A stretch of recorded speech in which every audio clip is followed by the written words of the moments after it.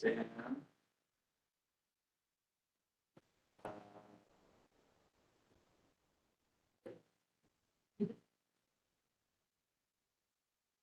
Now, Dan was here before, you got the invite. Just resent him the same link that I sent. Mike. So you should get it. Oh, no, I see in the attendees. Oh, let's- Yeah. We're going to add.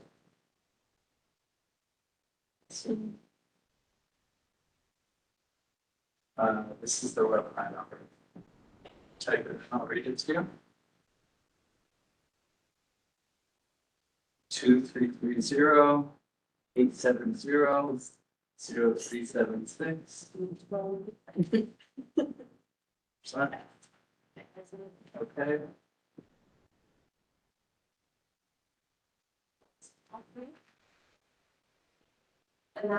CB1 member.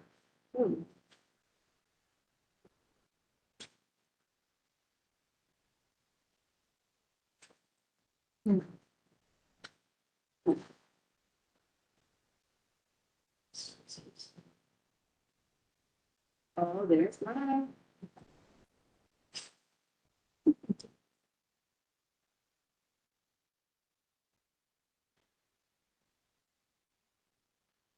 Every time I see myself on the screen, the owl throws me. It's like, oh, wait, that's me. Yeah.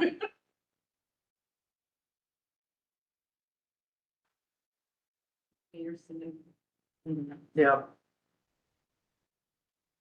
House. oh, but it moves. Even if you're not. Yeah, yeah, it's true. See it. Mhm.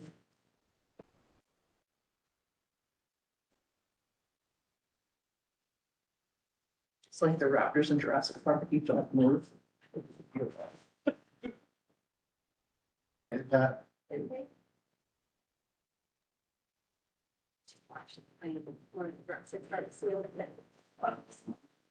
Much fun. Hey, Mike, what password did you use? Do you remember when you logged on? Oh, we got one.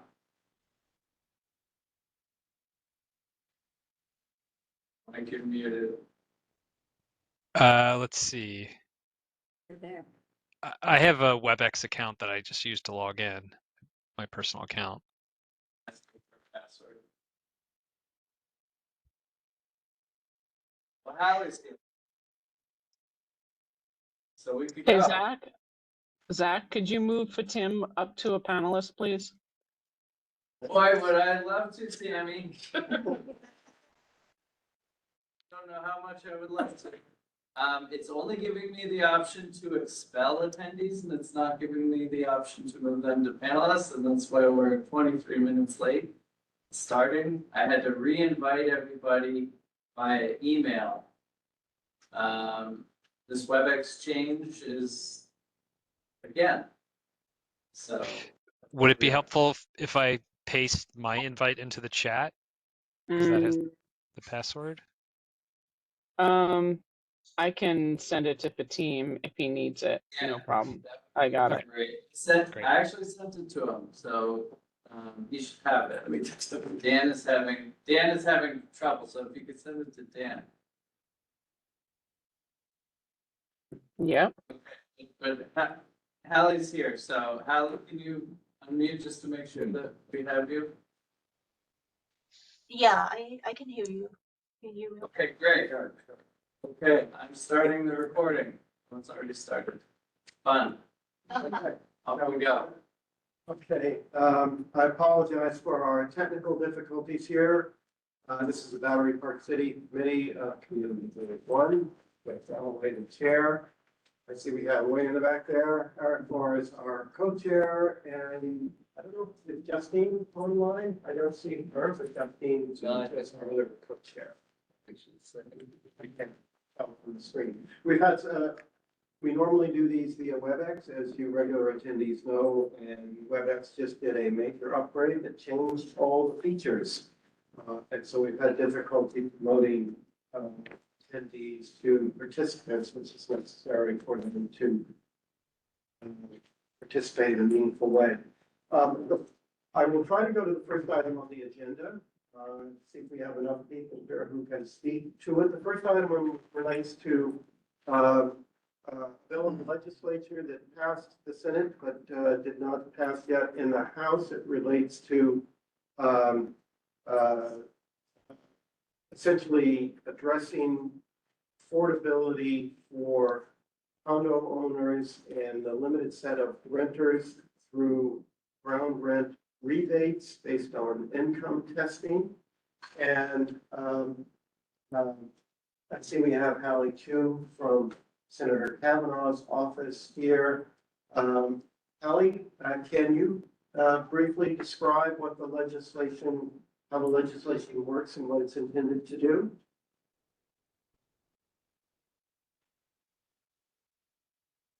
You think,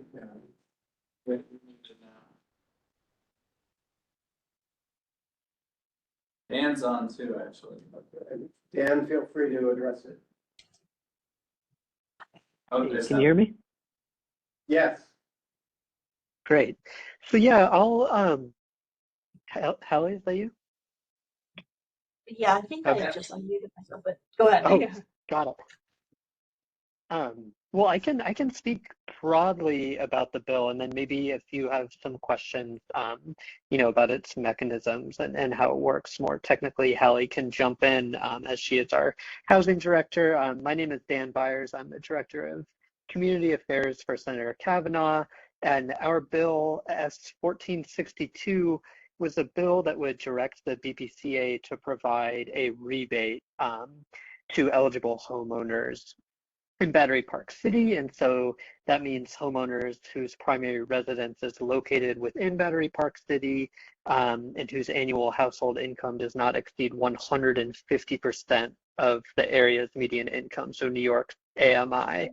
And it would also apply to eligible renters. So similarly, people whose primary residence is located in Battery Park City and then is designated in a quasi-rent stabilized unit or a unit that has restrictions on annual rent increases, that within their agreement with the authority and the landlord. And also for renters, their income couldn't exceed 150% of AMI. And so just very basically, the rebate would consist of the portion of the homeowner's or renter's ground rent equal to the difference between the amount of the homeowner or renter's ground rent due in the rebate base year and the amount of the homeowner's or rent's ground rent due and paid in the year for which the eligible homeowner applies for the rebate. So it would freeze it at the year prior, and Hallie jump in here, but it would freeze the ground rent at what it was the year prior, and then they would get, would be a rebate for the difference in whatever the ground rent increased the next year. So effectively, if I understand it correctly, for those who qualify, that is, it's easier to talk about in terms of condo. Condo owners pay ground rent. I honestly don't know how it's billed. I don't know. Are you a condo owner? Anybody a condo owner here? Justine is, and unfortunately Justine is ill tonight. But as I understand it, you get a monthly bill. I don't know if it's part of the maintenance bill or whether it's a separately set out allocation of ground rent that condo owners pay. And as I understand it, if your income level is 150% AMI or less, your ground rent would be effectively frozen today, if this bill had passed today, at whatever the level was in 2024. If in the future, if today you don't qualify, your income is greater, but your income drops because of retirement or lost job or whatever, if you would, and the year that your income falls below 150% AMI, you then have your ground rent frozen effectively at whatever it was the prior year. Am I summarizing it correctly, Hallie and Dan? Yeah, I think generally I would say that's accurate. So every 2 years, all of the bills get updated, they get new numbers, and our bill draft update looks at it and sort of does any of the like updates in terms of years and stuff. So I believe the current version of the bill was updated to say 2025 at some point in the bill text, but otherwise, if the concept is accurate, there's a kind of whenever, if this passes and a baseline, if this passes, the program's implemented, that first eligibility would establish like a baseline for that participant, at that level they were paying at the time. The bill is written in a way that a lot of the implementation and sort of just like how it works, it's leaving it for the Battery Park City Authority to be able to sort of figure it out. But the idea behind this is being able to provide something that is kind of not exactly, but in some ways maybe equivalent to how the city's rent freeze program works for renters. And this was, if you remember, kind of going back to 2022, I believe, when several other Battery Park City related legislation passed, expanding, screen tree to pilot users, covering renters in the area. This was part of the proposal that didn't pass along with the rest of the package, but really intended to sort of provide some sort of a complementary version of affordability protection. So the details are not, you won't see, how this works exactly in the bill language, but we discussed it with the Battery Park City Authority before we even put in the bill. We kind of, at the time with BJ, had his input and sort of a lot of just thought behind what would a program look like, and really got agreement on their end at the time that this is something that, yes, will need to be figured out, but as a concept, it makes sense at the time to put in something for homeowners along with all of the other proposals that we had. Obviously, like as the bill continues, we got Assembly partner over at Assemblymember Fall's office, and kind of in the subsequent years, the proposal stayed the same, except for periodic updates to year, just to reflect, as it keeps current from year to year. So as I understand that it passed in the Senate this year, is that correct? Yes, that's correct. But it didn't advance in the Assembly. I think the team is on, was he able to get? Yes, he's on that. Great, he's got his hand. Oh, okay. Hey, good evening, everyone. Can you hear me? Yes, we can hear you. So I know Assemblymember Fall was I guess the primary sponsor of this in the Assembly. Can you speak to why it didn't advance in the Assembly and whether there is a prospect that it could advance if it's reintroduced next year? Sure. Good evening, everyone. Just want to touch base regarding this bill, and obviously, I just want to clear the air that it's not because of a lack of support for the idea behind the bill, but the reality is, as we get toward the end of the session, hundreds of bills compete for limited floor time.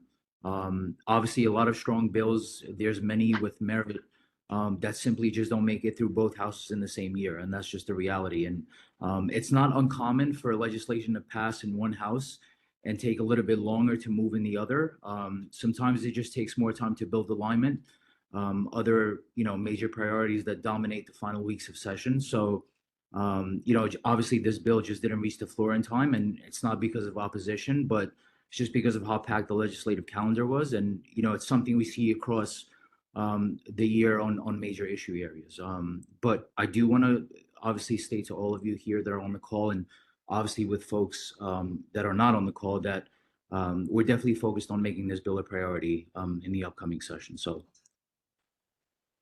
Yeah, that would be very good. I mean, I don't believe this committee has taken a formal position on this bill. We discussed it at length back in 2022.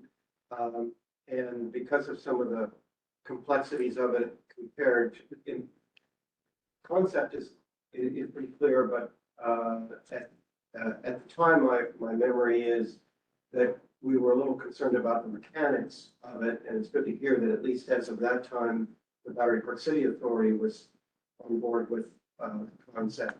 But I know certainly a number of committee members have favored this bill over the years, and we may want to take it up as a subject of a resolution sometime this fall, so that it is ready to go with whatever our position is in time for the new session next year. Do we have any questions from anybody? Yeah, if I could just add one more thing, being that obviously it didn't reach our floor, obviously I think from now until next session, it just allows more time for folks to advocate and for folks to sort of reach out to us. And obviously, you know, it passed in the Senate side, but it just allows more advocacy and alignment to build towards the next session. So just want to add that in. Okay, so that says to me that those among us on the committee who believe it's important, we should address it as a resolution this fall so that we can add to the advocacy to get it passed in the next session. Any more questions, comments on the bill? Thank you, Jane, both from Senator Kavanaugh's office, and thank you, Senator Kavanaugh's office, for actually getting it passed through the floor this year, and hopefully you can do it again next year as a team. I appreciate your explanation for the inability to get it to the floor this year, but we look forward to working with you next year. Okay, well, thank you very much for that item. And let's head on to number 2, Battery Park City Authority and Streetscape. Okay, good evening, Jeff, Zach, members of the committee, thank you. I'll turn it over to Kimberly very shortly, just to kind of set the stage a bit. You'll recall we were to this committee in May discussing some town concepts, or still remain concepts, but concepts in the town to improve upon some of the open spaces that are going to be available to the public during and over the course of the construction for the Northwest Battery Park City Resiliency Project, which will begin in earnest later this year, early next, and extend the better part of the next 5 years, not all places at once, but in different phases and spaces. Kimberly and the team here at the authority have been working very hard in consultation with the community board and other members of the community to kind of kick the tires on some ideas about what some opportunities may be for open space. So with that, I'll turn it over to Kimberly. Like I said, we were here to the committee in May. We wanted to come back tonight, July, with some updates. And then Jeff, you and I discussed this very briefly before we had the presentation.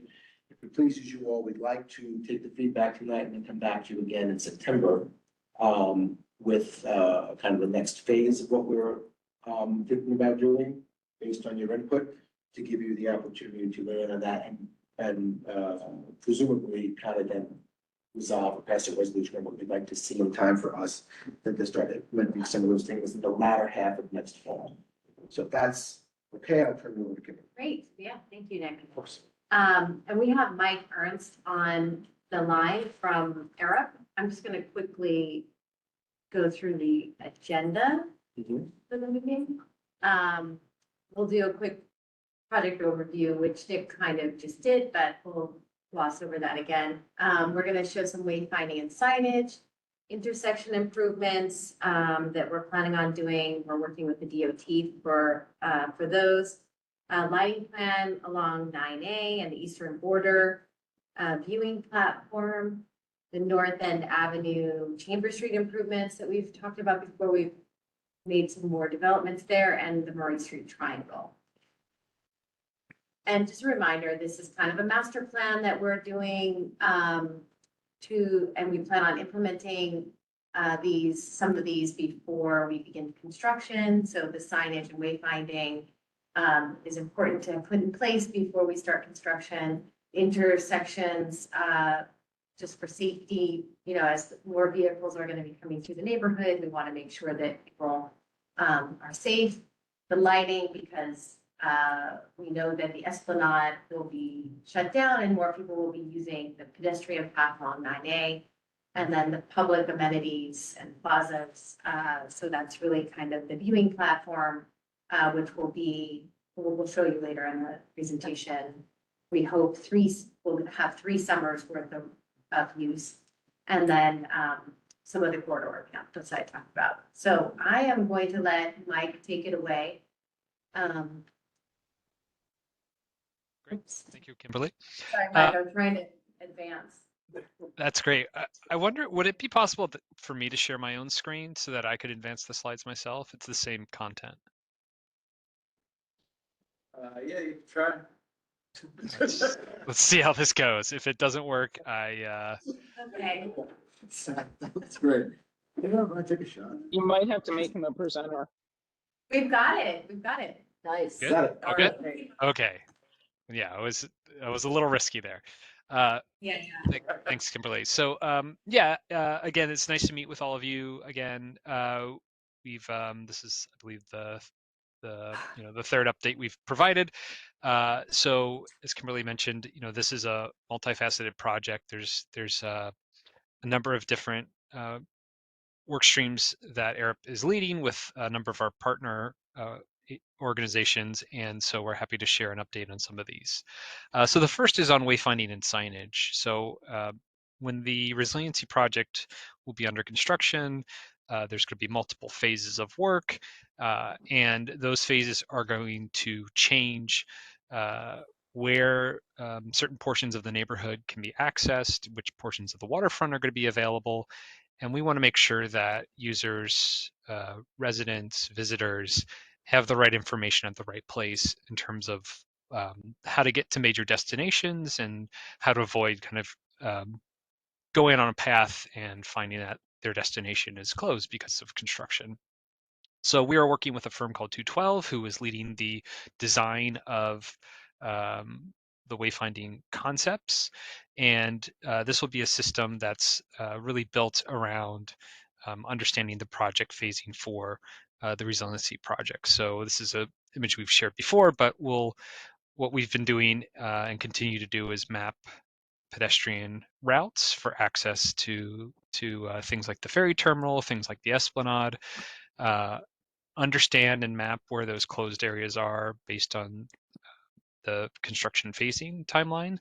And then using that information, we're developing a location plan for temporary signage and a message schedule. So that'll have a location for sign types to be installed in the neighborhood and the information that will be presented on each sign. We are also looking at, so those are temporary signs that will change over the course of construction phasing. And we also recognize that there is permanent wayfinding installed throughout the neighborhood. So we've done a review of the location of all of the current existing signage, wayfinding signage, have mapped that and have the information what's on there so that we can understand of those signs what's going to be incorrect during different phases. And so we can either choose to place a temporary sign ahead of that path to redirect people. We can cover up or remove those signs when their information is not correct. Or in some cases, we may choose to leave them in place if we've provided that information through the temporary signage. So just wanted to share that, this is something we're incorporating into our thinking on this. That's the major update on signage. Why don't I give the full presentation and then we can have questions, but please, if there are any questions as we go, I'm happy to stop. The next piece of work that we're doing is reviewing intersections throughout the neighborhood and applying a different series of improvements to these different intersections. So this is really to align with the city's Vision Zero goals. This is really about providing safer spaces for pedestrians crossing, safer spaces for interaction between bikes and vehicles and bikes and pedestrians. So you see the typologies in the top right there. Bike boxes are spaces typically at signalized intersections where cyclists can stop ahead of cars, and that way they get an advance moving into the intersection. Median refuge islands are places where, especially where there are longer crossings, where pedestrians can stop in the middle of the crossing and are safe if they miss the light and need to wait for the light to change again.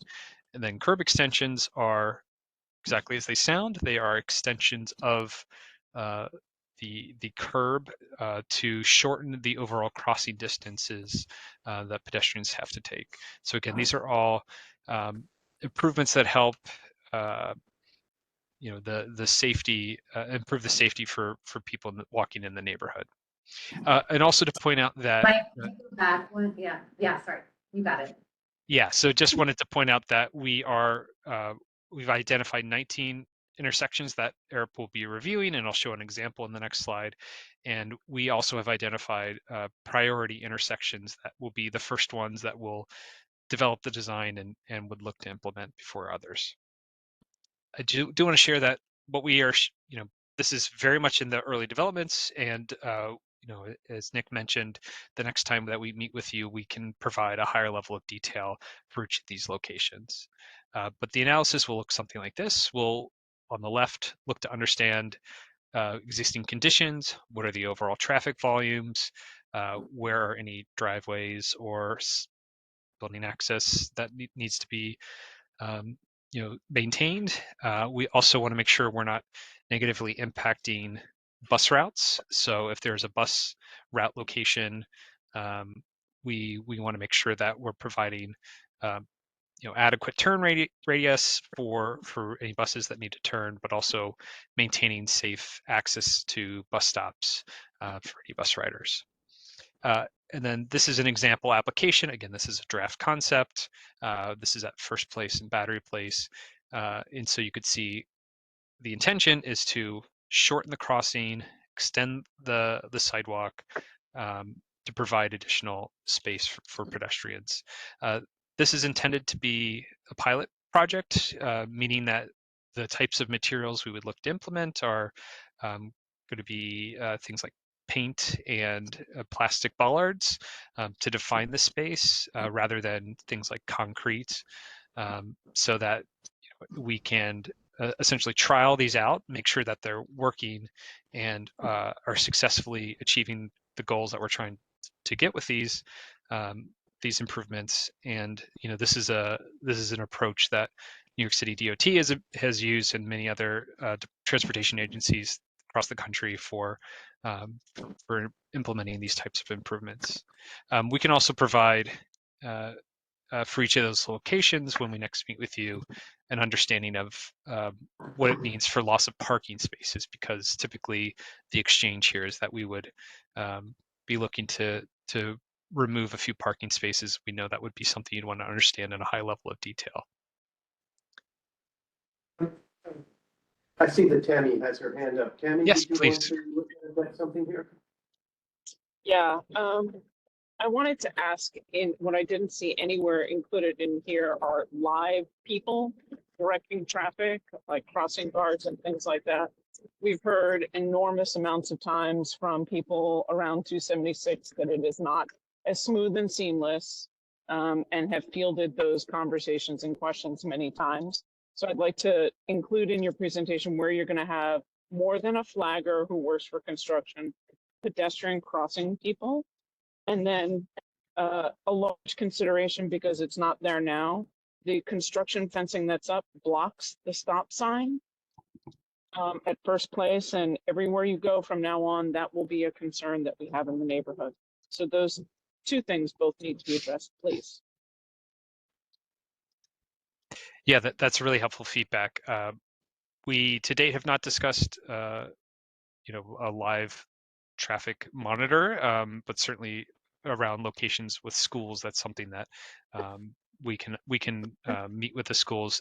Part of this, and we'll talk about this for another piece of this project, has been engagement with the schools, and so we would want to understand before anything is implemented, making sure that addressing comments like that about having a live traffic monitor, but also we want to understand the interaction of these spaces with any pickup and drop off operations at the school, and making sure that this would be a positive contribution and not further complicate that.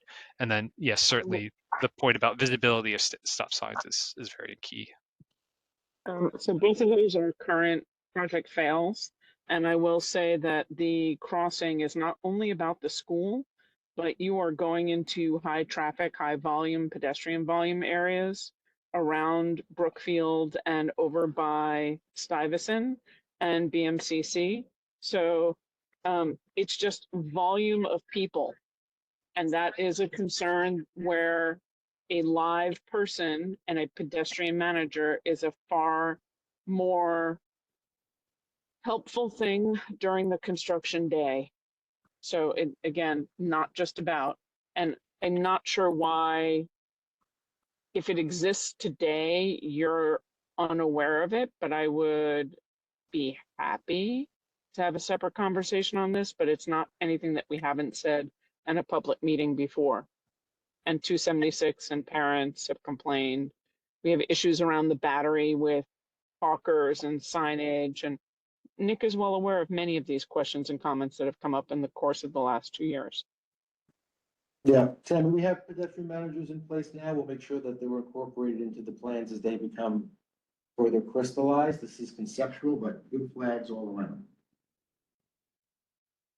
Yeah, thank you for that feedback.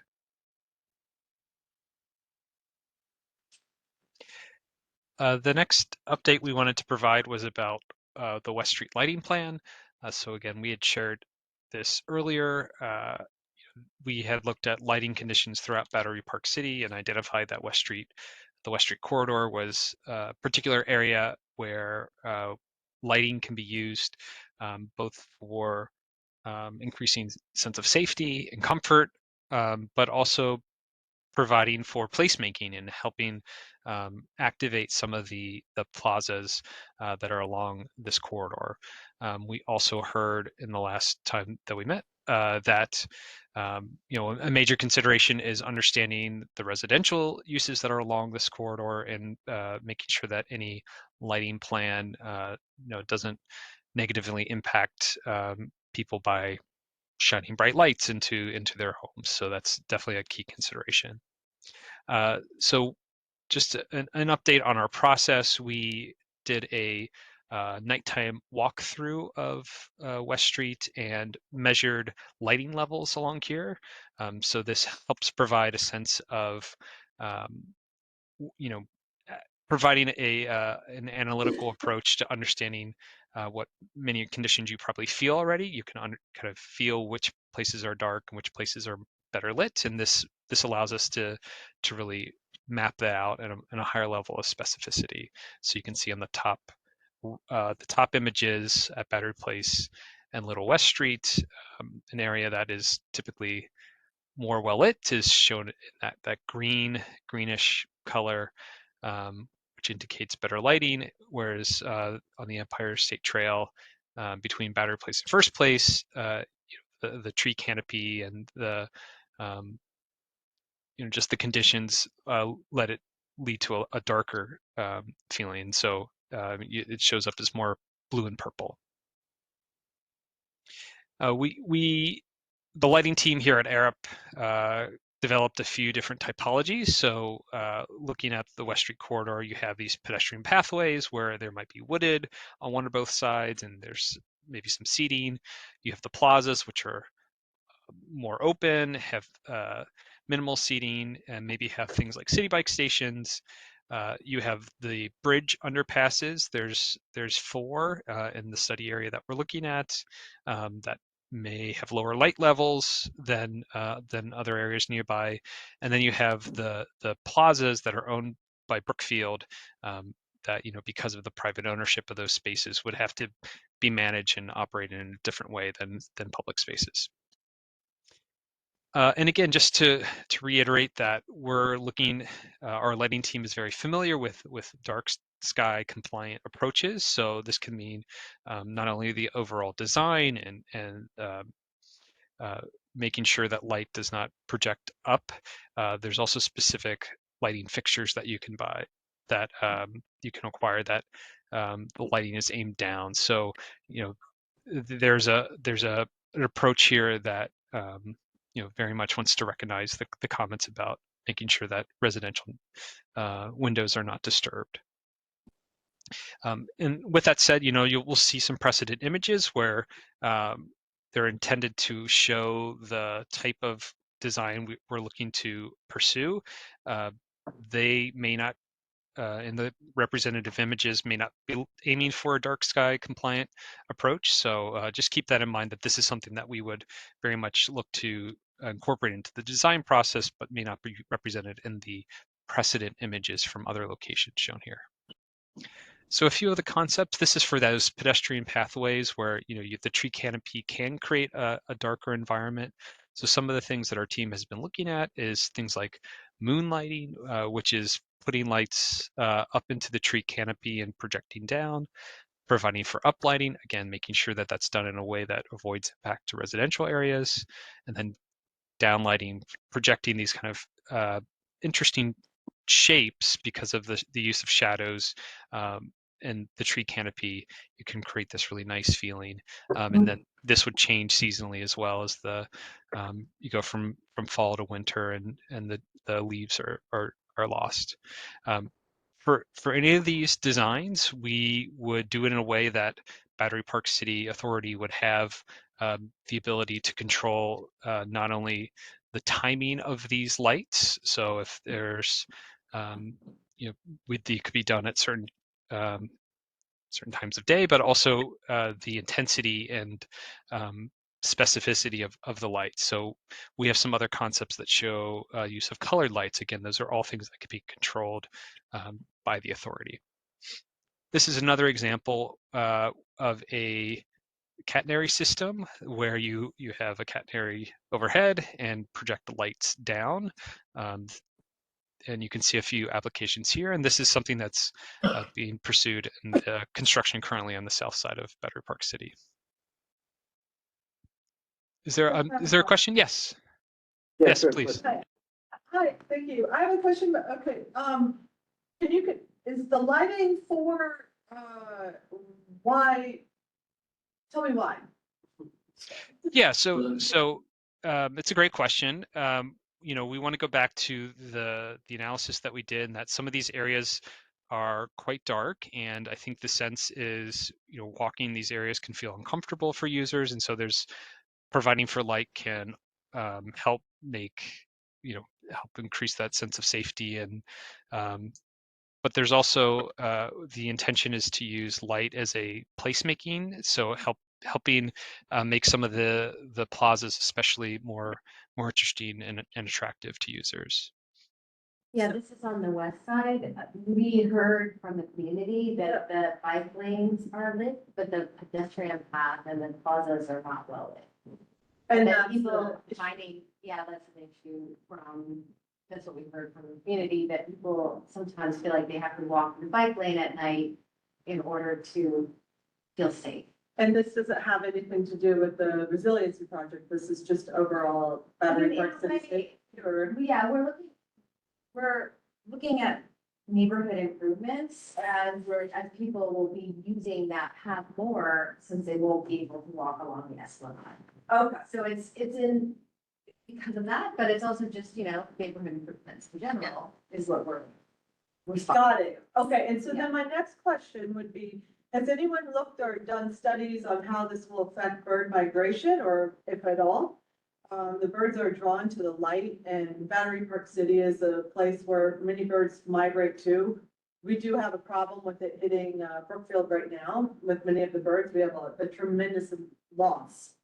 And also during 9/11, like I probably heard about the lights being turned down because the birds were being drawn to it. I don't imagine that that's like, that it's that bright, but No, nowhere near that bright. Yeah. nowhere Yeah. near that. But is there any concern about that or any study is on your? This is one of the things about the dark sky principles is that by projecting down, it has less impact on birds. That's my understanding. I can certainly speak to the lighting team and bring in their expertise the next time we meet with you on this topic. We haven't done any specific studies, but I imagine there are best practices around this idea. Great, thank you. Any others? Okay, keep going. Can I tag in on that? Because Please. my comment was going to be that very similar to Christine's, when you're talking about the sidewalks and the bikeway, one of the very, very specific things that's incredible about Battery Park City is the amount of plants that we have on both sides. So where you're looking at darkness, some people are looking and saying it's beautifully shaded and it has lots of plants and flowers and things that are not only birds, but butterflies and bees, which we know are struggling right now. And Battery Park City has an incredible amount of that.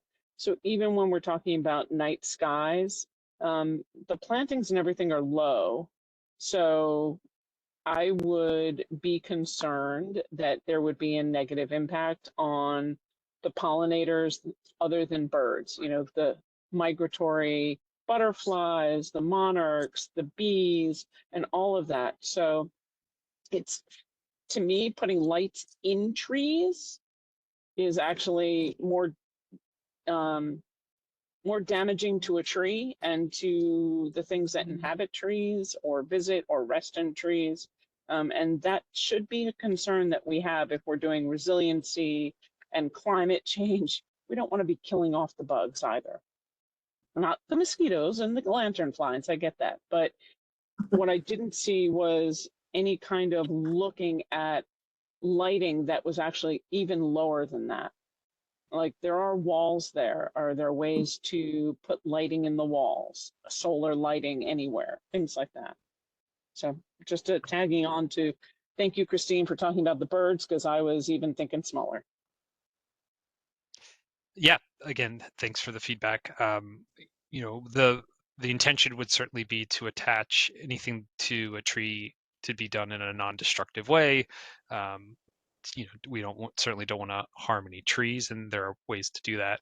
And again, I can speak to the team about if there's any research or understanding about impact to insects or things like that from lighting. Remember that bats, which do frequent our neighborhood, are the only natural predator for the lanternflies. So what did you say? We're the only Yeah, we have a lot of bats. And we have a lot of them in the neighborhood. It sounds like a really bizarre thing, but you're talking to people who live here for the reasons of the natural aspects of what exists here. And so it's really critical that, your top right photo to me is Miami Beach on this slide and speaks to everything we don't want to be. It's not at all representative of who we are as a neighborhood or a community and things like that. So trying to find a way to blend, to provide safety lighting, but without ruining the nature and the aspects of the small people who don't pay rent who live here, the bugs, the bats, the birds, is really important. Yeah, I mean, and just for that matter, I would add onto that, Tammy, that the BPCA also every summer sends out information about how we are hosts to, such a diversity of biodiversity and the trees and pointing it out and the butterflies. And a simple Google search will show you that artificial lighting does affect the pollinators. So I would look into that to make sure that that's not going to be heard. I have to jump in here. Battery Park City is lit right now. Right. I mean, there are streetlights on every single street. There's streetlights along the Esplanade. And so I don't think, I do think that whatever lighting is added, particularly if it's in a way that's different from the existing lighting conceptually, it does make sense to look into effects on birds and pollinators and so forth. But I don't think any of us are advocating a dark neighborhood. This isn't the woods. There are streetlights through every street. There's streetlights along all of the Esplanade. And I think it's an urban area, and I walk every night through the neighborhood. I've seen Sarah as I'm walking through the neighborhood. There are certainly some places that could use a little better lighting. Most definitely from the safety perspective. Agreed, but let's make sure it's done in an ecologically friendly way. Yeah, exactly. Yeah, we hear you. So go ahead. Go ahead, Mike. Oh, and let me just follow up on Tammy's Miami Beach comment. We've made that type of comment before. I think, I mean, I'm not a designer, and so I'm reluctant to critique particular concepts. But I think the sense that many of us have had, and I think probably is shared generally in the neighborhood, is that Battery Park City has particular characteristics that everybody loves. And to me, that's not a reason to duplicate exactly what we have as we add new lighting or whatever, but it's something to be mindful of. Don't want a Miami Beach vibe, and maybe that's simply because the rest of the palm trees and whatever else there that I don't think we're going to be finding. But it is something to be mindful of, and I think some of your other examples of lighting in this deck may some somewhat similar reactions. Yeah, Jeff, I'll jump on that. That's actually really helpful. When we even go through these kind of presentations and review them as we're putting them together, we're mindful of that. We're always kind of struck by, and we want to make sure we're giving the community a fulsome look at things and have the community understand that we're giving it a thoroughgoing look. It doesn't mean we're going to go with every last thing, but we do want to show some of what is out there as options so people understand like these are some things that are done in other places. We don't want to hide the ball and be like, well, this is the only option. These are what's out there, but always through the lens of we understand what people like most about the neighborhood aesthetically. As you said, not that everything has to be exactly the same, but there is an overall kind of aesthetic that we want to try to keep closely to without being too slavishly devoted to that and only that. So we want to make sure that the people understand there are options out there. We're trying to be mindful of what people like about the neighborhood. Yeah. You said you'll see that in some of the. Well, I mean, these are all a whole bunch of different kinds of concepts, so hearing your feedback is exactly what we're looking for Helps us at tailor. this stage, yeah. I see Betty has her hand up. Go ahead, Betty. Yeah. Speak. Thank you. I just want to bring back, since it keeps moving into, I'm certainly for nature, I get all that. I want to get back to my original comment when it came up with lighting, was that my problem is seeing the sidewalk. And I know the problem is very much for elders where you have more increasing cataracts and other things that make everything seem dimmer anyway. But I know that my scooter will fall over. People who don't have good ankle control can trip themselves up. So lighting is more than worrying about strangers and stranger danger. It has to do with just the logistics of things aren't smooth and people fall and really seriously can harm themselves. So that's the kind of lighting that I want to make sure doesn't get lost in all of this. Yeah, so That's a good point. lighting the ground plane, yeah. I think you showed, Mike, we have an image where we're kind of low lighting on the ground plane. Yeah, there's a few additional concepts I can share. Yeah. So this was the catenary system with lighting kind of pointing down. This is again, this is using colored uplights. This is something that's a little bolder.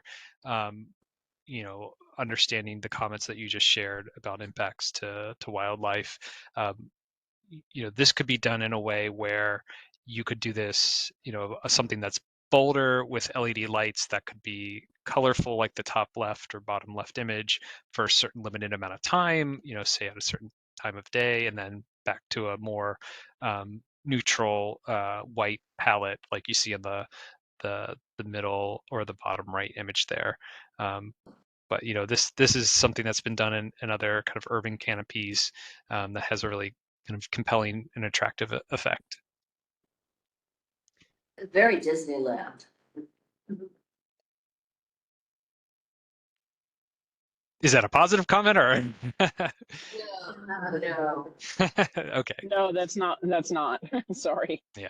Fair That's, enough. that's the reason why I asked that when you do your analysis and you looked at the structures of the sidewalks and things like that, there are walls on each side, low walls on each side of the Mhm. sidewalk, the one you're talking about along West Street, Mhm. and whether or not low lights that light up the ground and provide really good lighting that doesn't necessarily come from a tree, but comes from where the walls are, so it's more concentrated, is where I was trying to express, and it perfectly illuminates, pun intended, the point that Betty and I were trying to make about lighting the ground, not in the top.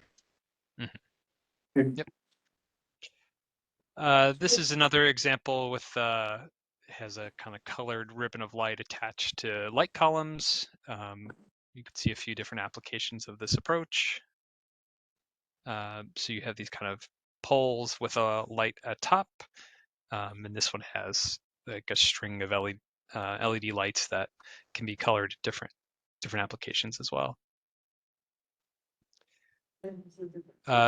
This is an example for plazas. So for the plazas, you have a different than the tree canopy. You have kind of a wide open space, and so these examples have a pole with a light that projects down onto the plaza, and this can be dynamic, it can move, it can be static, it can change or be adjusted as we like. But you can see a few applications here. This is tied into an art exhibit on the bottom left here. The bottom right includes some integration with this bridge here. So there's a few different applications you can use here. This can be more bold if that's the intention, or it can be quite subtle in its effect. Is this the street walk again? These are not necessarily Battery Park City locations. The top left is a existing conditions photo. The other ones are Right. examples outside of Battery Park City. Between first and third place? That particular one? Yeah. It is, right? That's in front of my building, first and third? Yeah, it looks like it. Yeah, but why do we want that? Like, why would we want colors and art and stuff? Like, I feel like, I don't know, I mean, to me, it feels like we're like you said, Disney World, like we're trying to create this, attraction to there. Yeah, I think And I don't understand that. We live here. We just, I mean, just light up the walk so Betty Cake and there's no ride reason. safely. Why, huh? I don't understand that. Christine, I think you raise a good point. Yeah. I think, I think it may be hard for a designer to understand, our mindset may not be the same as, we're not looking to enliven plazas. We're not looking, and I like to think that I'm not just speaking as some older person who wants a quiet place to relax at night, but I think it's probably true of the neighborhood in general. Battery Park City draws a lot of people. It's welcome a lot of people. We're not looking to create an amusement park in our plazas, or have concerts in our front yards. Other than, I mean, Battery Park City Authority has a very nice concert series, and it's wonderful, and those are nice things, and I look forward to Wagner Park in the future and so forth. But I think the sense of the community is we don't need to enliven it. We need to make it safe. We need to continue to make it attractive. But we're not necessarily looking to activate a plaza simply because in theory it could be more active than it is. We kind of like it way that it is. And I temper my comments with everybody hates change and I hate change. And so I don't want to reject something out of hand simply because it's different. But I think there is a sense in the neighborhood that people think it's something of an oasis. yes, it's packed on nice weekends in the summer, and I kind of feel invigorated when I see that. But we don't need to attract twice the number of people that are already there. For colored lights. Well, colored lights or otherwise, I think, Christine, you asked the right question, why? And I think we should always ask, why are we doing X, Y, and Z? And I think the answer, one answer that we probably don't want to see is, well, this is underutilized because this plaza could actually hold, 1,000 people, and routinely it only has 150 in it. We're not looking for it to house its maximum capacity. We're not saying people don't come here and visit, but we're saying lots of people already come here and visit. Lots of people are out on the street that are neighbors, and it's nice because it's not crowded and it's not overcrowded. So, Well said, well said. Jeff, one of the things you didn't ask beyond why is where. And I say that because we had many discussions on the ends of the streets on, for example, Albany, Rector, West Thames, and the usage of how they are with the art that's there. And the question from this presentation makes me ask, what in this group have they determined those areas as? Are they looking at the area that was formerly the upper room, the end of Rector, all those entry points into the Esplanade area? Are they looking at those as activating spaces? I mean, what are those? Those How are, big of- those are more part of the resiliency project. And this scope of work is not the resiliency project. Right, but you note that pedestrian plazas, open spaces for engagement, is that within the park? Or is that along? This Like, particular what- one is along West Street, the West Street corridor, while thinking about the fact that a lot of the Esplanade will be under construction. So those street ends that you were just talking about are going to be under construction for a couple of years. And so people will be walking along this West Street more than, it won't Right, have but the I'm asking about what are you determining as activation spaces? Because I think what I'm not clear on from any of this presentation, if you asked, the average Battery Park City resident, they would tell you that the activation spaces are within Wagner and within Brookfield, right? There aren't any other where the gentleman showed, as Christine said, in front of my building. That's not an activation space. So what I'm trying to understand from this presentation is exactly where is the Battery Park City Authority looking to create activation spaces so the community understands exactly where. Because I don't understand, Christine looks and says, that's the front of my building.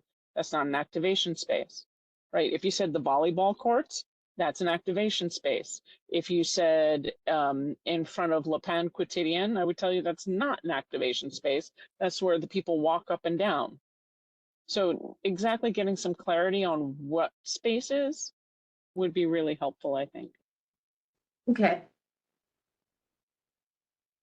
yeah, I think, Tammy, you make a good point. Certain spaces are appropriate for activation. Question whether it needs any more activation than they currently have. But certain spaces, I think, are kind of nice not to be activation spaces, such as right in front of a building. Right, that's my concern. Yeah. Absolutely. Yeah. We don't really, I would agree with you. This is not, we're not trying to create an amusement park. And bring more people in during a time when there's going to be heavy construction and it's going to be very congested. That's a big concern. But at the same time, I think lighting can be improved in a number of places, including along the, I think, walkway area there, but lighting for safety, lighting for ability to not trip and fall, and some lighting for pleasantness and so forth. I think those are all positives. But I think what you're hearing is lighting for attracting crowds of people, that wouldn't be considered a positive in that particular location. Or at least not by the residential buildings.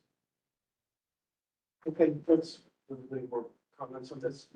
Let's keep going. Sure, there's a few more concepts. For plaza spaces, this is lighting that's integrated with urban furniture. A few different approaches here. So this can provide some additional seating in plazas. This is an application that integrates lighting with the pavers themselves. And you can see there's a few different approaches that you could take for that. But hearing the comments, it sounds like we can look into approaches that are less about this placemaking and more about lighting of the walkways, increasing both sense of safety, but also the safety for making sure that people have visibility of bumps and changes in sidewalk elevation.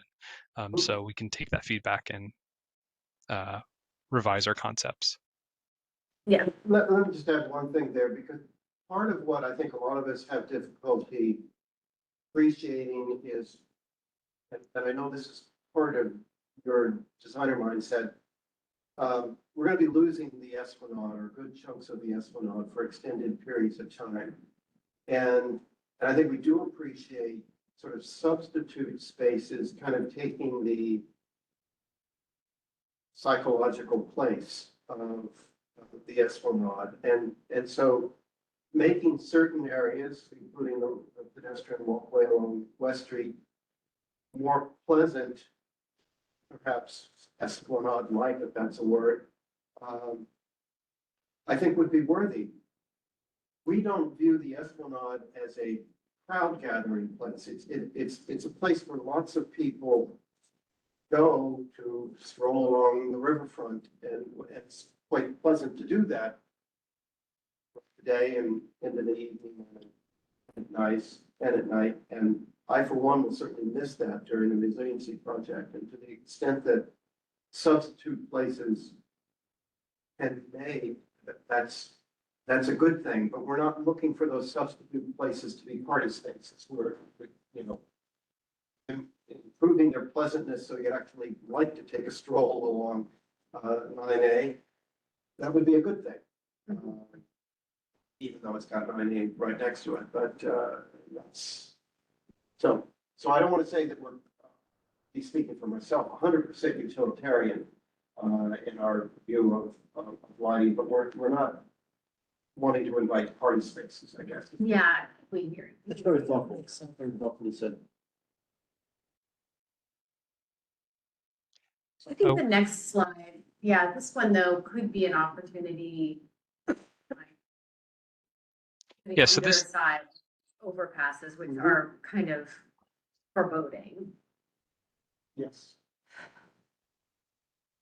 Yeah, so this was looking at a few of the overpasses and the space underneath, which in a number of locations are not very well lit, and the measurements that we took show that the areas under these spaces can be quite dark. So you can see there's more of a artistic approach in the bottom left with kind of a washed out lighting effect. The bottom right image has lighting kind of integrated up into the structure itself and just helps provide a nice ambiance and while increasing the visibility of those spaces. Yeah, I think the lower right one brings some warmth to the space. But let us know what your thoughts are on that. Oh, Tammy, you have your hand up. Go ahead. Again, on the side of the Irish Hunger Memorial, on the north side is a residential building. So lighting it up like daylight might be a concern that I would have, obviously, for the residents who live there. So that's something that has to be taken into account. Underpasses are frequent for lighting issues. I'm curious how you'd work with the Port Authority on the one that's on Liberty Street, because again, we don't own that. But it also goes back to, I am delighted to say that in Battery Park City, we have one of the lowest crime rates, if not the lowest, in the entire city. And I've lived here 30 years almost. I've never necessarily felt unsafe walking around. Some places are a little bit darker. I love the fact that we could light them up better, make the floor more visible. But yeah, it's a curious question as to what the motivation would be to light up all the trees like it's South Beach when it's kind of beloved the way we are. So it's my last comment. I feel safe. I'm going for a walk. You see tons of people out with dogs at night. It's kind of the reason I moved here and stayed.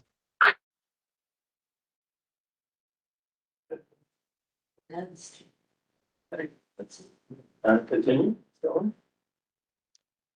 on? That's the last on lighting. The next is an update on a concept we shared previously, which is the idea of creating a viewing platform near the North Cove Marina. So this would be essentially an elevated deck that invites people to come and gather. It would provide an elevated view of construction. We also have this concept of having an AR integrated telescope that allows you to move around and see some of the history of the space, and also look at, depending on how you set it up, it could look at the, post-construction, what the end state will be. So it would be located here. Some of the feedback we heard in the last time was, considering the sports court there and making sure that it's not interfering with that. This is a design. The design has been slightly modified to shift to instead.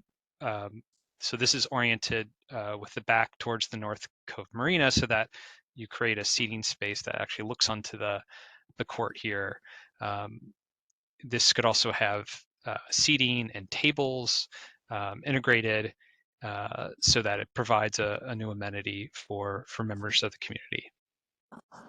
Yeah, we were thinking a lot about how in the last meeting we heard the community table was something that was really well loved. And this could be a space for that, like a long table, so people can just come in and do their hangouts that normally happen at Rector. Where is Not like Would the east side of that be blocked off? No, No. Okay, so my first comment is going to be the amount of runners that you have there. Has anyone walked this? in I'm the sorry, morning? yes. That isn't blocked off. Yeah, Okay. so this is basically, working with the space at this, for the 3 summers, 2026, 27, 28. Yeah. A lot of the marina will be blocked off. You'll still have access to the dog park, the playground, and the police memorial, but that's it. Like, the rest is blocked off for construction. We won't be running through. No, Yeah. okay, Yeah. because if anyone's done this in the Yeah, morning, yeah. it's fine. This is Grand Central. Yeah. And if you put this large item there, I mean, people are still, with Wagner closed, people still come in groups of 30. I would love for someone, I hope you're walking it, and it's gonna be crazy. He's gonna be open by the time. Wagner will What? be open. I know, but Wagner, they still, Closing this off. So I Yeah. understand that. I completely This is understand that. kind of the dead the end. Grand Central. Wagner's the dead end and people still run into it and run back. And then that, having lived there since they've done the construction, it's extremely congested with runners, walkers, and dog walkers every single morning. So I would be against large things in the middle of an open area. But I understand what you're saying, trying to have people, I think people are saying permanently, we would love to have back our seating that we love so much that is being taken away. But I'm not sure You know, I kind of actually like it, because otherwise you only have a plaza with construction all around. Yeah. There's nothing I else. think it gives you That something. is the end of and the it- line. That's so the that- end of the line. Right. It gives you a block Yeah. to it so that you're focused out away from the construction. Yeah. Yeah. I'm sorry, is the volleyball court going to be closed during construction? Nope. Not during these 3 summers, the first 3 summers. Okay. Yes, very important. Yeah, so let me just clarify the concept. As I understood this was proposed for the period of time when the plaza was basically otherwise an isolated Yeah, plaza with essentially everything else closed yeah, around it. that's correct. And I think it's a good thing during that particular period of time. Yeah. Because otherwise, there's almost no reason to even go to the plaza. Right, like this is hopefully a draw and as, you know, a space that people can really use. And And when the big ships come in, you'll be able to have a space to view them from, that kind of thing. Sarah, you had That was just about, I know Can I everything is ask a going to. question? Does this Yeah. mean that there'll be no seating in the shaded area that's on the other side of the volleyball courts where we currently have benches? That'll all disappear? Because right now, the seating area you're proposing is blister.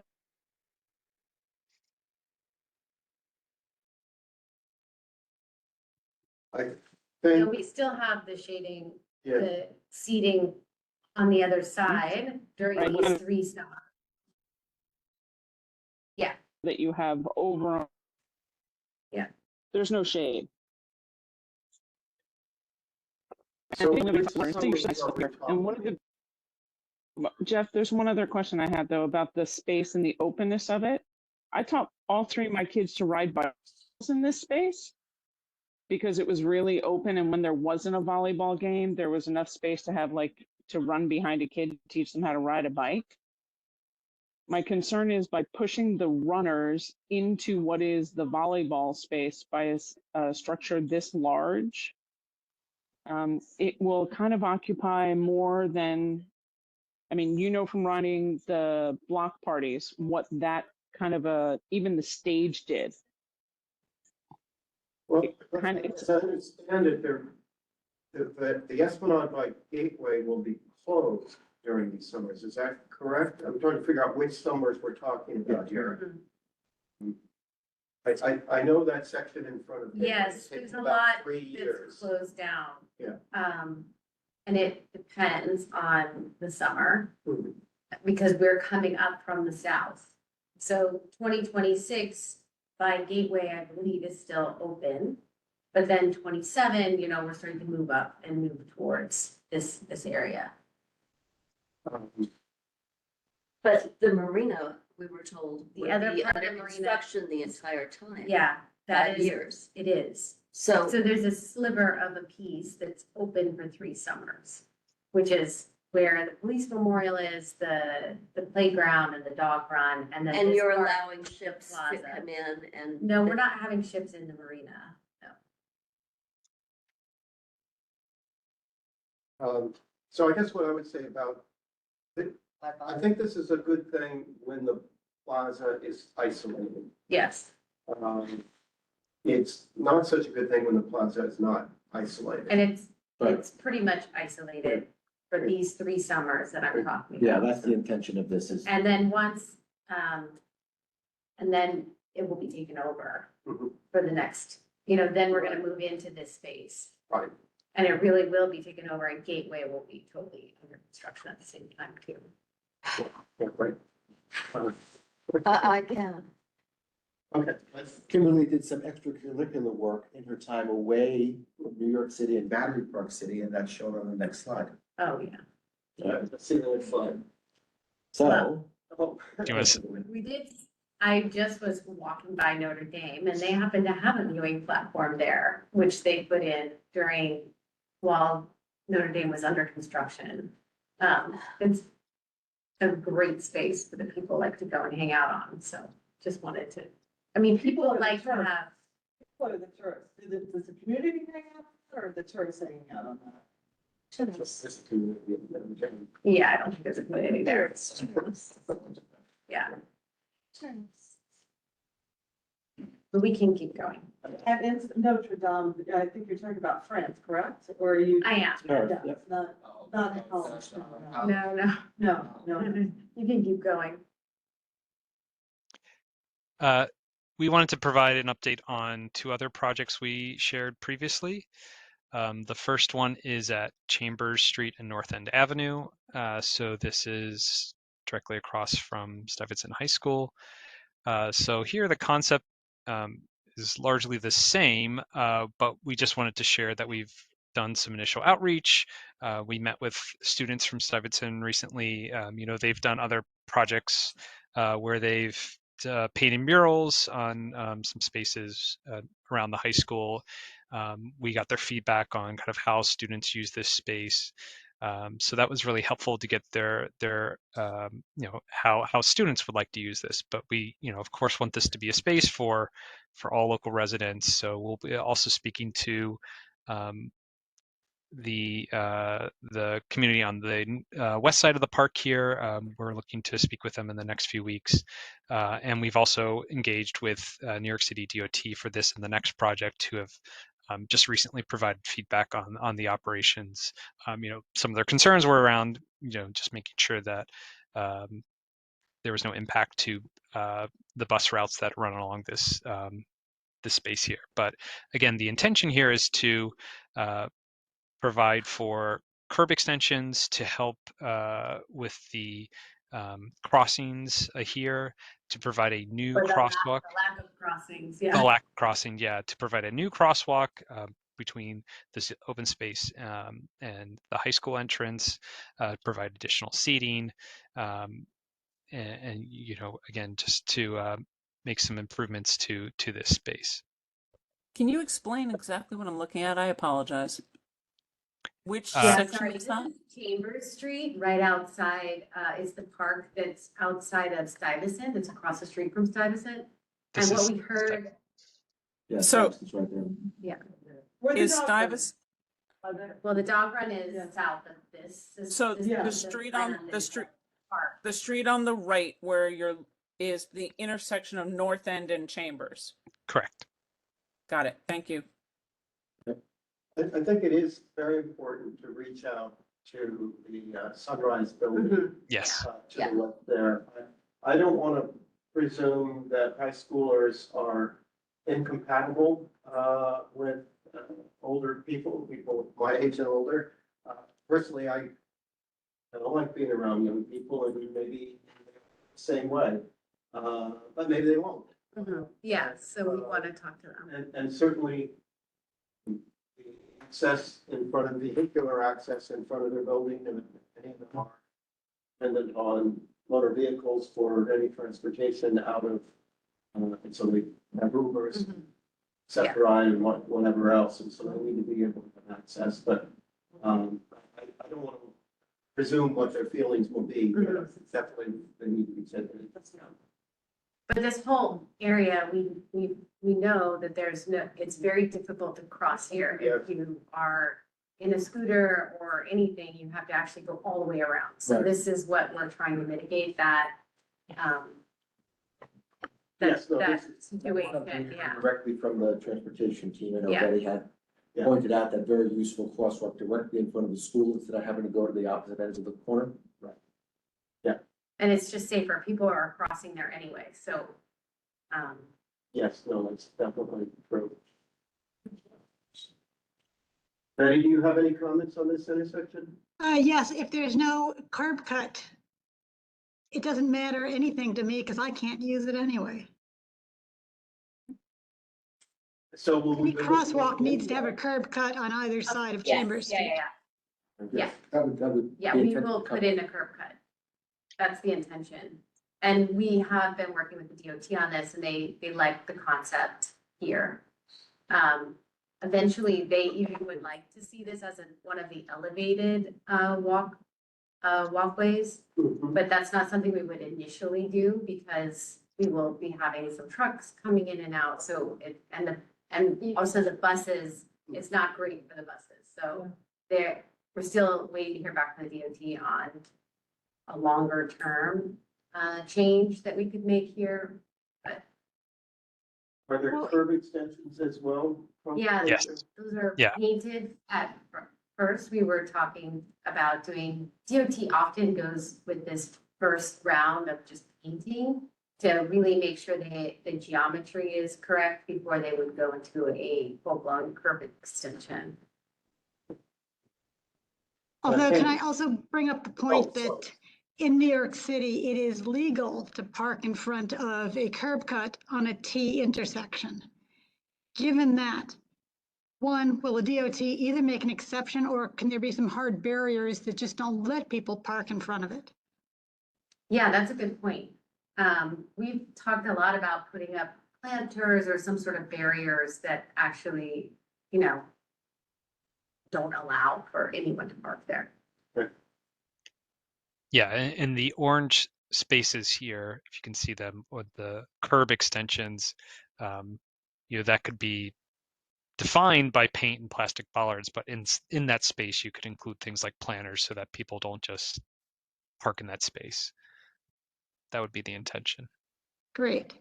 Make sure you And hold, our hold the Parks space for the cross. Department actually has talked about wanting to have some more planters around Battery Park City because they won't have their usual workload.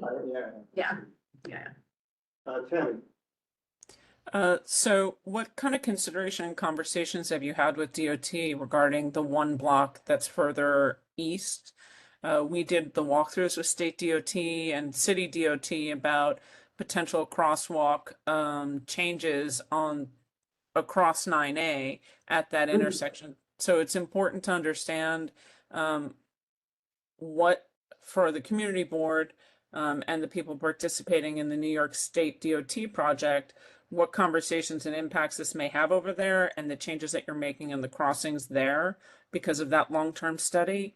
And then I know that that area that you have marked off in orange is parking when schools are not in session, and that there are people who do drop off and pick up in front of that building as well. So, obviously planters in the orange area do not allow for drop off and pickup, but what determinations the community probably in the north who use the areas would want to know how many spaces are being lost to parking on the times when the schools are not open. So all of those kind of questions would love some more feedback and information on, please. Points. Yeah, just to bring up, sometimes, the handicap school bus, so drops off there. The other thing I was gonna point out, we're in my neighborhood anyway, they put in crosswalks in the middle of the block. They have a pole with a blinking yellow light that, when a pedestrian enters it, they can push a button, the light blinks yellow so that cars can see that somebody's entering. Because a lot of times it's in between two parked cars. Cross path. Good. So I don't know if that's the way the city, because I didn't see. Yeah, we'll ask the DOT if they have anything like that. Could you repeat the comment? I couldn't quite hear that. Mike, he was saying in his neighborhood, there's a pole with a light that you can press, so it blinks when you enter into that mid-block I see. Okay. crosswalk. So, The yellow blinking light. yeah. Yeah. A yellow blinking light.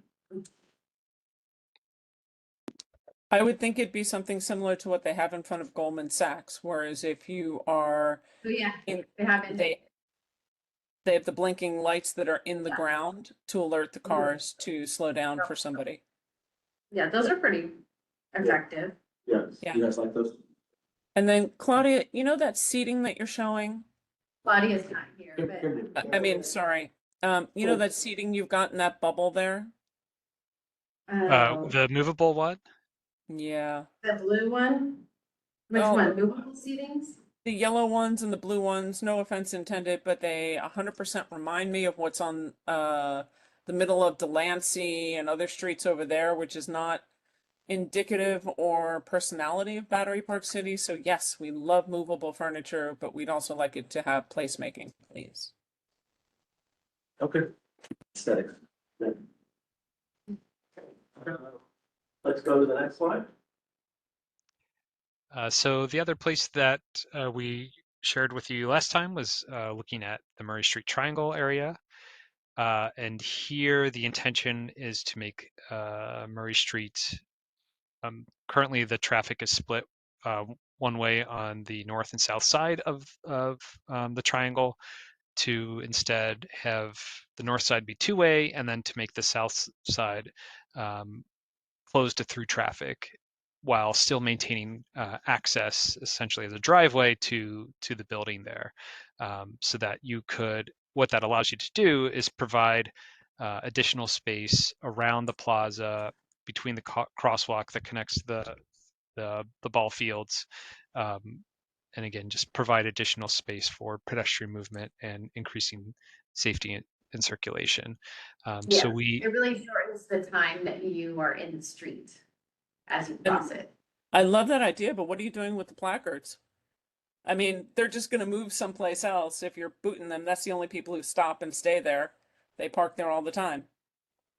They park both on the north side of Murray and they park on the south side. So have you talked to NYPD about the 250 Vesey Street task force?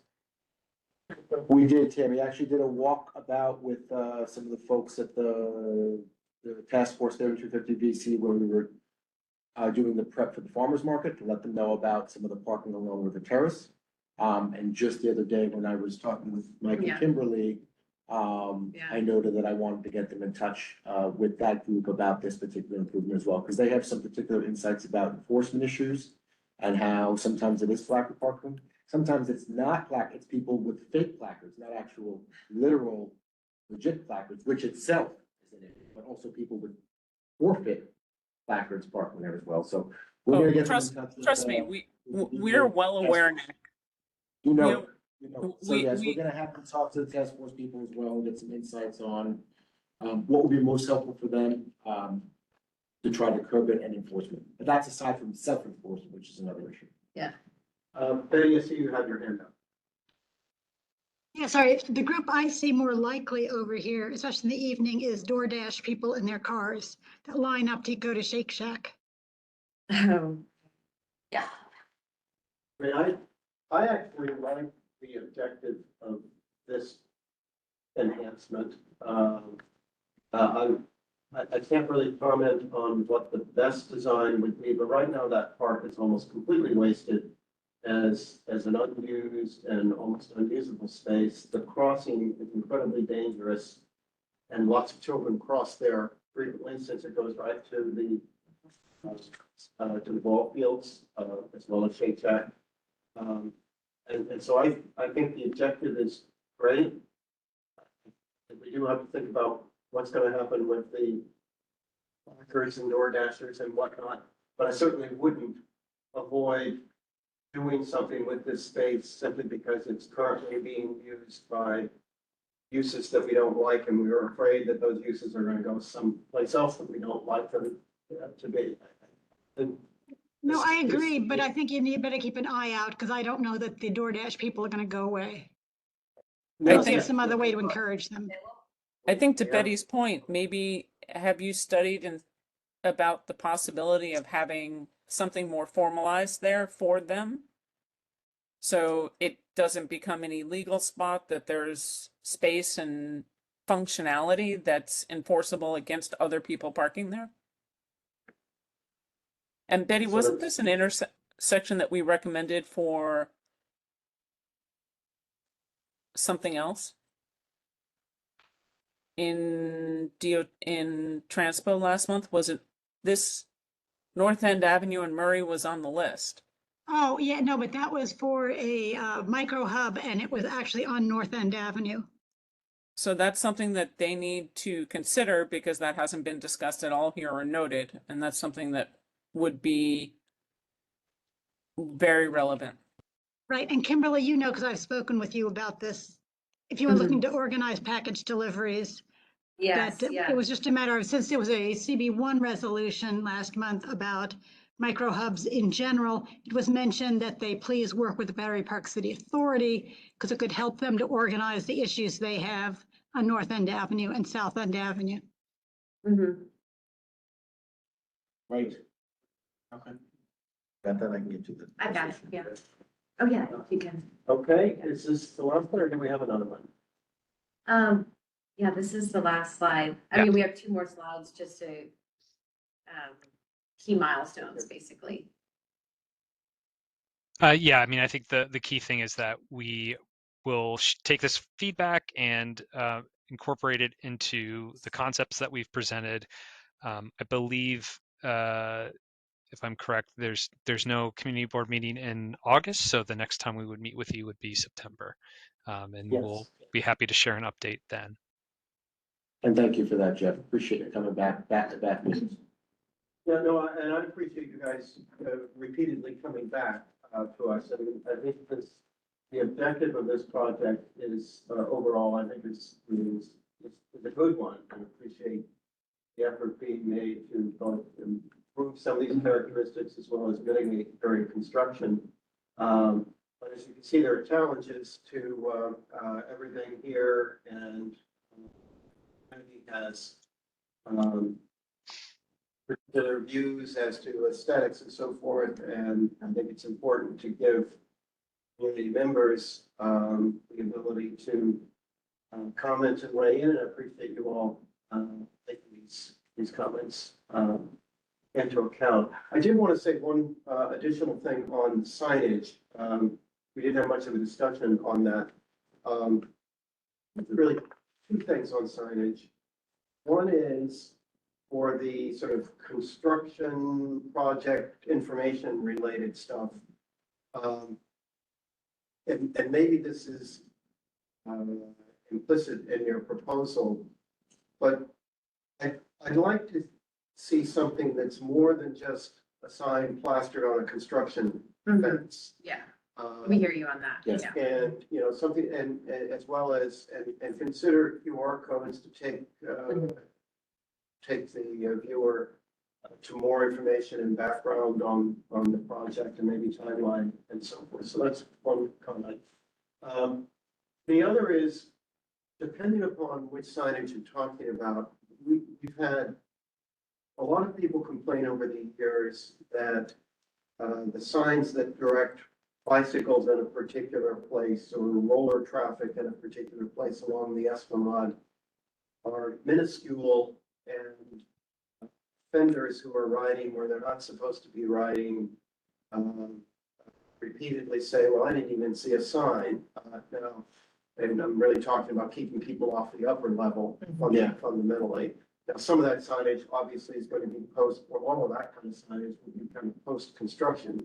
I kind of interpreted your signage objective as partially directing traffic. So to the extent that traffic is being directed in any of these signs, make it noticeable. Yeah. I mean, both because of just give the offenders less of an excuse, but I think some people genuinely, especially since there's so many visitors here, some people genuinely don't see the signs. Yeah. Yes. Right. Yeah. Yeah. Yeah, there's 2 categories of people who miss the signs, the people who actually missed them, and the people who say I didn't see it, but definitely saw it anyway, right? We want to try to maximize the amount of people who, minimize people who innocently miss it. Exactly. Who miss it in good faith, you should say, right? All right, well, I think I appreciate the presentation. I look forward to having you Thank back you. in September. Thank you. We can move on Yeah. to our last items.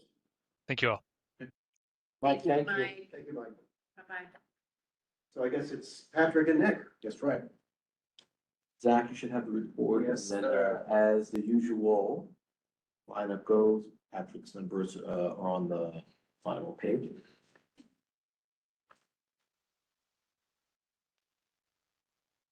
One second.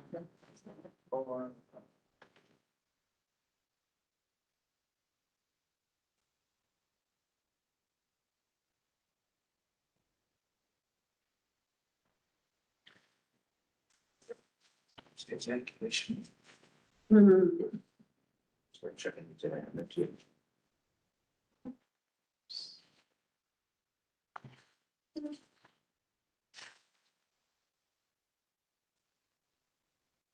Okay, I think the liquor is over. Oh, we have to look, okay. Let's see that.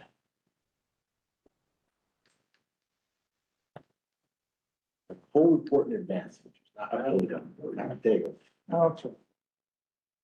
As you can see from the report, graffiti, we were pretty much 1-1 for the 2004, 2005. The homeless, interaction with the homeless in 2004 was 11. This year, we're at 24. And so we're dealing more with them at the moment. Lost and found property in 2004, we had 18 pieces recovered. In 2005, 5. Clock rooms, we had 17 in 2004, and in 2005, there was 14. Vendor solicitors, we had 12 in 2004, 2005, we're dealing with 6. Those are basically your ice cream and hot dog vendor guys. Dogs, in 2004, we had 2 reports, and in 2005, we've had 7. Just to touch base a little, dealing with the homeless. Some of them are falling under medical because we've had to call 911 for an ambulance for them. We've had one person jump into South Cove and decide to go swimming, totally intoxicated or high on something else. Okay, and we had to convince him to get out of the water. Okay, and keep him there while the police and the ambulance arrive to take him away. We're dealing with a couple of homeless. We had 2 more incidents where they were completely out of it, and we ended up calling 911, and again, the police and the ambulance to take them away, but they were either high on something. They tend to mask it by drinking. Okay, well, it looks like they're drunk, but they're actually high on something. So that's really where we're at. I do attend the meetings for Downtown Alliance and dealing with Department of Homeless Services. Busy trying to get them that they actually get out of the car because they did drive through the neighborhood, but they didn't park the car and get out. So that's the next step at the next meeting. When they ask them to get out, at least give us a call when you're around so that we can actually walk them over to where we know they go and they hang out. Okay. On the homeless front, I will just add, because it's in my report as a standing item, but I have the opportunity, I think it's every other month, to join Zach and Tammy and some folks on the Washington Street Community Advisory Board. And I don't want to speak for the group, but I think we've been seeing some, at least marginal improvement in some of the numbers we're getting from the service that runs the house, that runs the center, including some improved reporting. And nudging ever so slightly in the direction of having a majority of clients who frequent the shelter come from the catchment area. Not as high as we would hope, but certainly nudging, I think, upwards close to 50%. So that's something we'll monitor as well. Zach, I don't know if you want to add something there. Okay. All right, I'll go back to the top here. I have Sarah in mind and Eric and Jeff. It is 7:58. Okay. This in 2 minutes. 2 minutes. 2 minutes maybe a little quick. I'm trying to do 10 minutes. 10 minutes. Great picture there from our community field day. That was on June 27th. That was the day that school was out for summer. Always a very nice opportunity for folks to get together in our parks. There was face painting and music and our famous annual Battery Park City Authority tug of war. Okay, as we know, Wagner Park this summer reopening Tuesday, July 29th. You have your calendars marked already, or you should. So please be there. It'll be wild. We have also, if you go to the Battery Park City Authority website, there's a new splash page that lands with the image of Wagner Park and has a write-up about what some of the resiliency features are of the new park and the pavilion, or what they will be when it opens up. And obviously a link to the programming guide, which we will get into also a little later on in the report. Okay. South Battery Park City, I'm gonna run through a couple of these because we just had Katie here last month, Katie McDougal, who's our community construction liaison for the South, and she'll be back again in September, giving her bi-monthly updates. I will note that in addition to Wagner opening up on July 29th, the final portions of the South project should be complete, currently anticipated for the end of 2025. That's the Pier Plaza portion of the work and the battery. Centerpiece being Wagner Park, of course, later this month. The near surface isolation work, which if you recall was happening along West Street over the past couple of months, has included the installation of sluice gates, installation of waterfront manhole covers. That is now complete. Thank you for your patience, Battery Park City. We got a few complaints about late night noise since the work was happening overnight. Our apologies as always. Not an overwhelming amount, but net that work is now complete. And that was for interior drainage, so that the rain that comes down and the water that flows against the project and flow barrier system can't flow underneath it if a storm hits. So that was important work to complete, and now it is done. And I've linked there, of course, our project construction update, which goes out obviously every 2 weeks, and Katie's latest report under that, which is the bi-monthly report. Wagner Park Food and Beverage, we've been at this committee before, and Jeff, thank you again. We're planning to come back to you in September with an update there on the restaurant for the pavilion. When the park opens on the 29th, the pavilion will be open in terms of restrooms and the roof deck. The restaurant won't be in place, but we will be back in September to update you on the selected vendor there. And then questions and feedback, we have the information.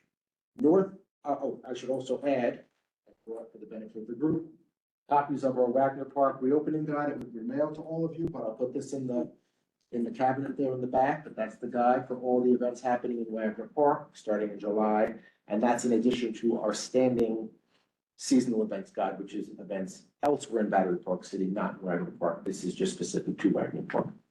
Next item, and this is no favorite of Jeff's and mine. Postcards, and thanks to Becky for leading this very ably, have been mailed to, I think it's 30,000 addresses. Excellent.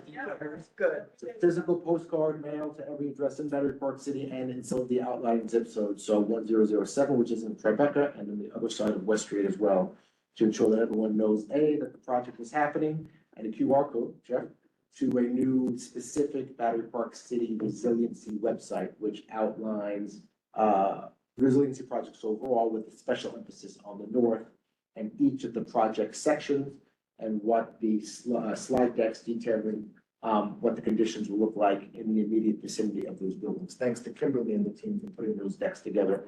That site will continue to be updated. And if there are things that you'd like to see there as well, the site exists as much for us, as much for you, if not more than for us. So additional information, we plan to have that site operate over the course of the next 5 years. Michael Ryan, who's our community construction liaison for the north, is very ably managing that for us. And again, the physical postcards were in everyone's mailbox. Because Jeff, as you know, there will be people who say, I never heard of it. What do you mean resiliency? No one ever told me. But they will at the least have held a postcard in their hand and chose to flip it out instead of actually looking about it. But resiliency is coming. The work is going to be substantial, but we do want to make sure that we are keeping people apprised every step of the way with updated information about project, its impacts, its benefits, and what people can expect when and how. So that's in mailboxes, Christine, thank you for that. And we'll continue to push that information out, including probably with a new set of postcards in the fall again, when everyone gets back from the summer, to remind them that this work will be starting at that point later in the year. Okay. Also in the north, we talked about the mock-ups. So I just went out the other day and took a couple of pictures of what it looks like. That's a picture of what the frame looks like. That's outside of Hudson Tower, which is on the opposite side of Albany from Gateway Plaza.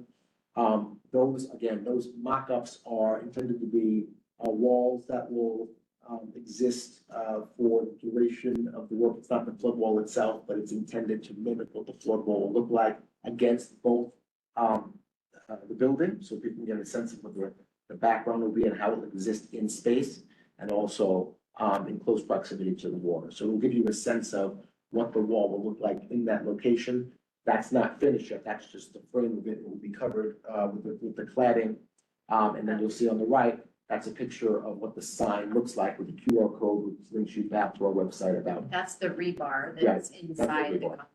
what it looks like and what it's for. the structure.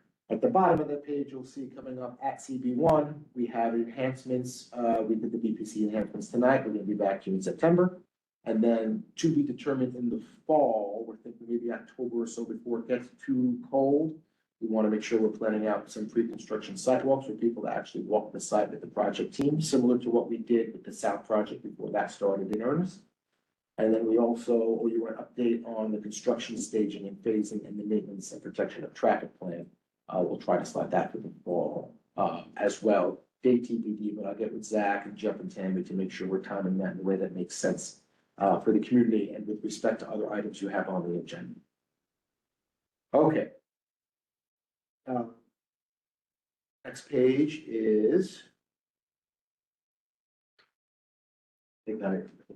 Oh, you got it. Okay. This is just a quick note for the community of the Rockefeller Park swing set, which is there's a couple of swing sets in Rockefeller Park. One is in the playground. This is the other set of swings, which is right north of the Rockefeller Park House. It's been needing to be repaired for some time. So that repairs are underway. It should take a couple of weeks. By the end of July or so, that should be back online, but I just wanted to let you know that people ask what's going on with the swing sets. They're being repaired. There's some specialized and customized wood that needed to come in. Oh, because you could see the wood go back. That's the one. That's the one that needed to be, that's the one that needed to be fixed for a while. And I asked, I said, guys, we couldn't have done this like in February, but because, and again, this is one of the great things about Battery Park City, it also cuts both ways. Because so much of our equipment and play material and playgrounds are so specialized, so the material is in turn specialized. It took a while to make sure that we got it delivered, but it is now delivered. We're gonna try to make sure those repairs are complete as quickly as possible. So they're on the way now. It should be this week and next. And hopefully by the week of the 21st or so, that should be reopened. And again, that's just the northernmost swing sets north of the park house, not the swing sets in the playground. BPCA is for the birds. Okay, Tim, we talked about this a little earlier with respect to the streetscape presentation. But we're going to be hosting a virtual session on July 16th. I'll send a separate note out about this as well. But our parks operations team will be hosting a virtual session to cover what to do and how to do it if you see an animal or a bird that's injured and needs help. So our parks operations team does this regularly. If you're out and about and see a bird injured, this virtual session will help you understand what to do, how to make sure you're getting the bird to the right place to get help, and then how to log that onto our natural system so we can help track the data as well. If you miss the virtual session, we'll record it and also push it out. I want to make sure that some of the folks who I know are very concerned about the bird population generally are aware of the program, so we'll push that out as well. That is going to be next Wednesday, the 16th. And then free events in Battery Park City. These are the non-Wagner Park edition, as we know. City of Water Day, River and Blues is coming up starting this Thursday. 4 nights and 4 Thursdays in July, as we know, the 10th, the 17th, and 21st, the 24th and the 31st. Always a great draw in Rockefeller Park. And then we have the Blood Drive and the Battery Dance Festival. Speaking of free public events, then we have the full lineup in Wagner Park, which I have the hard copies here of. We had this again last month, and I linked the official guide there as well. But Tara Mack opens it up on the 29th. We have Bilal, we have the Prismatics, we have New York Laughs, we have Battery Dance Night at Wagner, one night on the 9th, in addition to the full dance festival in Rockefeller Park later that month. And we have the other full lineup of events, including Urban Family Dance, Laura de Calache, and the Illumination Art Festival. So those are some of the events coming up in Wagner. I won't go into them in great detail, but you have it both linked and in physical hard copy. Our Battery Park City Public Art Collection has a new playlist. We just released a new video about the Sia Armajani fence railings at Esplanade Plaza, which are beautifully done. And each of the artwork as well in Battery Park City now has new signage with QR codes, which links you back in the BPC Public Art on Video series, which is actually quite well done. They're short videos ranging from, let's say, 5 to 7 minutes. It talks about each of the artworks, including pictured there, pylons, the upper room,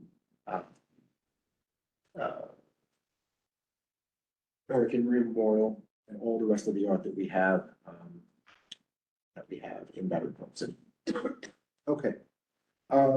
This page is a quick one, but as we know, the scam alert don't get thrown at anybody. We have our pet-free parks lawns, please. No dogs on lawns. We say it every time. We'll continue to say it. And then we talked about homeless a little bit at the end of Pat's report, so I can run through that page quickly. A couple of things I'd like to bring your attention to in terms of what's happening in our parks this month. Pool tables have been resurfaced. So those are at Rockefeller Park. We talked about spotting lanternflies, so you'll see some of the traps on the trees. Put them in the trees in the areas that we know have proven to be the biggest draw for lanternflies, so we can get them out of the neighborhood. They are, as we recall, an invasive species, so we want to make sure that we're trying to get them in their nymph stage before they reach adulthood. This is something that the next one, and thanks to Becky for some of these plays on words. I think I'm pretty good, but she came up with a couple of doozies. So soil mates, you'll see there. This is actually a very nice one. We're going to be coming out with a more detailed map in the coming days, but I did want to bring this to the community's attention. As you remember or may recall, the Department of Sanitation, the city, DSNY, rolled out citywide composting last fall. So each building is supposed to be providing, that does provide composting in the building for people who want to participate. Simply they're bringing their food scraps and other composting materials down to the designated location in the building where they can drop them. That's relatively new. Battery Park City, as we know, has been composting for years with locations across the neighborhood that you can drop your compost at. Those still exist, but in order to complement the sanitation department's program, we have moved our bin from where they were, which were in many cases against buildings on the outside, out into the parks, with the idea that, in an ideal scenario, if you're in your building and you just want to drop your food scraps, just go in your building and go down to where your super or your management company has placed that composting bin and just drop the compost there. If you are outside visiting our parks or a resident walking through our parks, look for one of the composting bins we have out there. The idea is not to have you carry composting out from your building to a different place. Just if you're inside, drop it inside. If you're out in the parks, drop it where they exist in the parks. And you can see, based on our past waste audits, about 10% of the waste thrown in the landfill is actually food waste. So to the extent that we can reduce the amount of material going to landfill and have it composted in a sustainable way, we think that's preferred. So like I said, we'll have a map coming out where the compost bins have been moved. And again, this isn't rocket science, but if there's a compost bin that you usually drop your stuff in and now it's no longer there, that's because there's one literally in the building where you live. So you may see that compost bin said moved out to the Esplanade, so you can just drop it there instead. Plant orders are coming in for the spring. The hanging baskets that we have in the streets will be all ordered now, obviously, as is common, 3 times a week. And obviously, any experiences you have in the parks or feedback or complaints or issues, please email us, me directly, or the info.bpc address. We have our list of the board meetings there for the rest of the year, August, September, October, and December. And the last thing for the moment, in addition to the NYPD and zero information, National Night Out, which I know you see Jeff and Tammy and some of the other community leaders at, that's August 5th, 6 o'clock at the Seaport. So that takes the place in the month of August of the usual First Precinct Community Council meeting that will return in the fall. The month of August is National Night Out. They have music and food and festivities, and that's right along Pier 16 on the east side. And that is it. Okay, Eric, I'm sorry, 8:13. I think it's over. I did get it. Thank you, Nick. I see Tammy has her hand up. Is that an old hand or do you have a question for Nick? Oh, I'm ready for Nick. A couple of things for Nick. First, on your bird, what to do with the rescue of the birds, can you please send us a flyer? It came up at Yes. full board, and there's a group presenting at Quality of Life. I'd like to ensure that that group gets this flyer and can participate, and we can help send that out. The same I will thing send if you do anything on X on that, please, or Facebook, please tag CB1. Yep. My second question goes to the run walks. Now that Wagner is reopening, how does that affect the run walks, and what run walks do we have scheduled for the rest of the year? That is missing from the reports these days, and looking to have an understanding so the community can know what's going on, especially going to be important with the continued construction. It's a great question. I will have you know, Tammy, as sure as I'm sitting here, I asked today. Because we usually have that chart right above Pat's chart, and then Pat's chart is the last thing. I asked the permits team today, and I couldn't believe the answer, and I asked again, I said, are you sure? And they said, yes. I said, what run walks do we have? Because I have my CD1 BPC committee meeting, and they said, we don't have any in July and August. I said, you gotta be kidding me. They said, nothing large scale for July and August. We do have things coming up in September. When I'm back to you in September, I will share that. To the extent that I have the list before September, I know we meet on September 4th. It's pretty early. Please, Yes, please share it prior to. I will And share then- when I have it. But that chart was there last month. It's just not there this month because we really don't have anything coming for July and August. But I know it. And We would love to see it. It used to be, for the rest of the year, for at Yep. least 4 months out. We'd like to be able to see that as well. Let me And send have, you what I have on September when I have it. that'd be great. September. And then we used to have a working group where we went over the paths, right? This was under a different form of leadership at the authority, but it would be a good conversation to work with a working group, again, with the community board, to take a look at the new routes that you're considering during the construction and everything, considering everything that we're talking about for impacts. That is an additional impact. So having a conversation with the BPCA about routes that are being offered for, X number of thousand of people or hundreds to go through Battery Park City, whether it's, if the Esplanade is closed, whether you're sending them down Battery Place, North End, South End, wherever you're sending them, it would be really good to have that dialogue and understand. I think it's a perfectly fair request. Let me take it back with the team. I don't want to commit to really doing it now. I'm not sure if it's rolled into the street set conversation or if it's a separate conversation. But let me take it back and see, and I think it makes sense. At the moment, we're not. Yeah. We aren't looking at that, Yeah. but it's something we can. I think it makes sense to have the conversation in an integrated way, so, let me take it back and see what conversation we can have, with what we've done in terms of thinking about what the past will look like. Okay, that would be great. We'd certainly love to have that dialogue.